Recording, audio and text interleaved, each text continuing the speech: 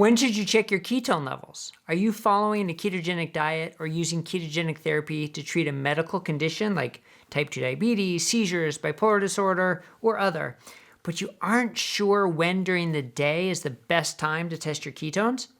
Well, you're not alone. Many people are unclear about this, and I'll give you the short answer. There is no definitive answer, but instead your specific health goals may inform what time is best. So let's get into the details. Welcome to Metabolic Mind, a nonprofit initiative of Bazooki Group, transforming the study and treatment of mental disorders by exploring the connection between metabolism and brain health. Thank you for joining us on this journey. Now, before we explore the best timing for checking your ketones, please remember, our channel is for informational purposes only. We're not providing individual or group medical or healthcare advice or establishing a provider-patient relationship. Many of the interventions we discuss can have potentially dangerous effects if done without proper supervision. Consult your healthcare provider before changing your lifestyle or medications. In addition, please recognize that people may respond differently to ketosis, and there isn't one recognized universal response.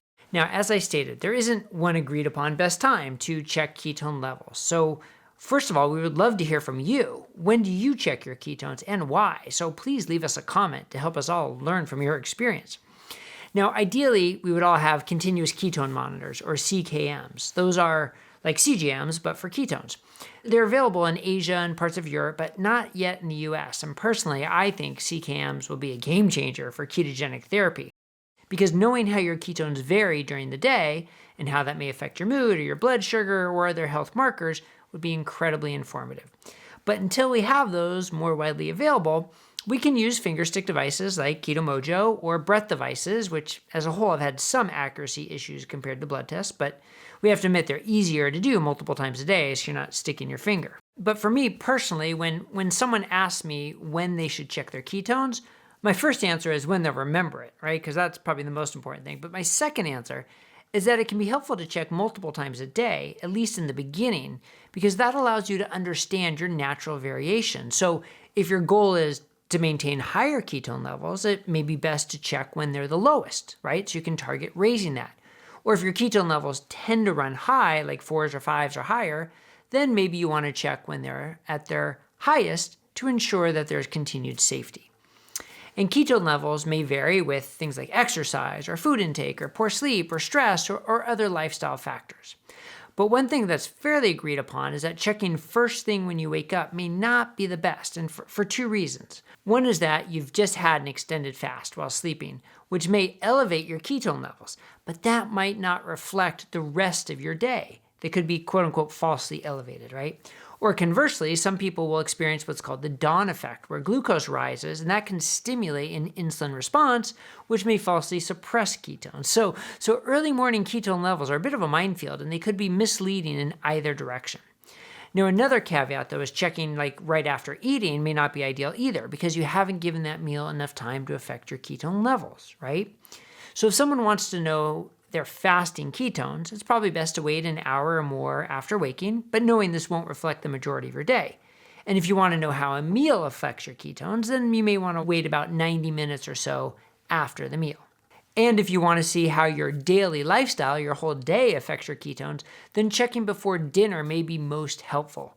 So the timing matters based on what you're looking to measure. Now, if someone's following ketogenic therapy for a mood-based disorder, they may want to check their ketone levels when their mood is either at its best or at its worst, or both.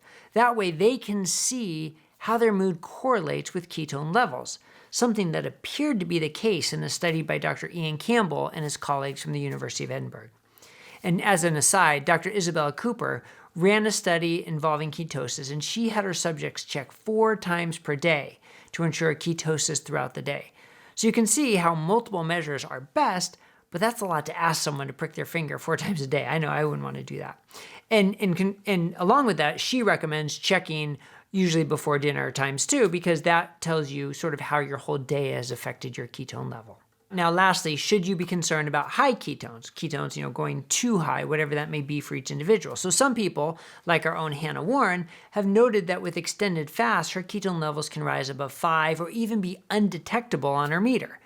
Now, that's a tough situation because standard medical practice is to treat this like ketoacidosis, a potentially life-threatening emergent medical condition.